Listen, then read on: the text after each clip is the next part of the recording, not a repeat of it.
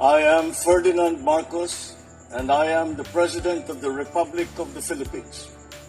I stand today on behalf of 110 million Filipinos.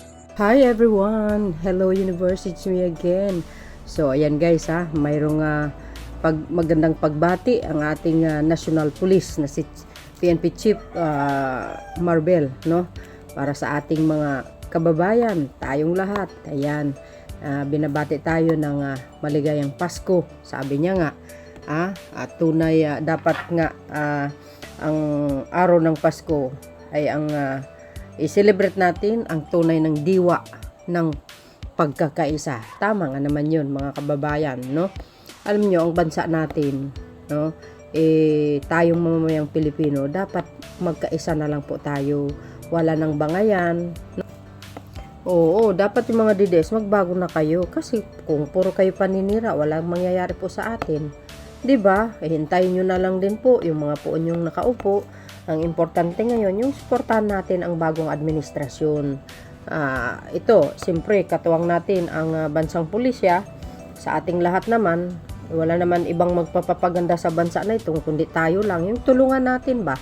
Ang ating mahal na Pangulong Marcos Jr. Sus nako, magbago na po tayo. 2025 na. Wala tayong mapapala sa paninira sa kapwa. Kaya itong mensahe ni PNP Chief Marbel ay talaga namang tago sa puso, guys. Pakinggan nyo ito mga kababayan. Ayan, Merry Christmas din PNP Chief Marbel. And of course guys, Merry Christmas sa inyong lahat. Sa aking mga kababayan, ayan, sa mga Marcos Loyalists and supporters.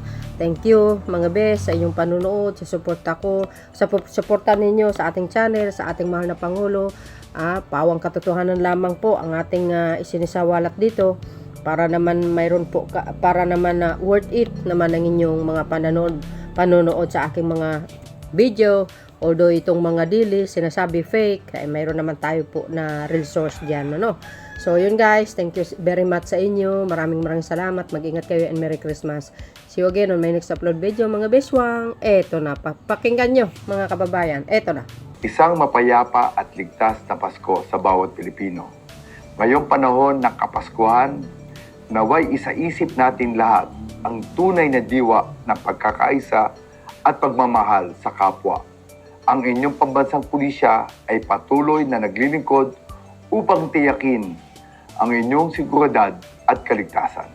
Hangad ng PNP na ang bawat tahanan ay puno ng pagmamahalan at tunay na kapayapaan. Kami ay inyong katuwang sa pagbibigay ng serbisyong publiko. Maligayang Pasko at manigong bagong taon mula sa inyong pambansang pulisya. Sa bagong Pilipinas, ang gusto ng pulis, ligtas ka. Merry Christmas everyone. God bless.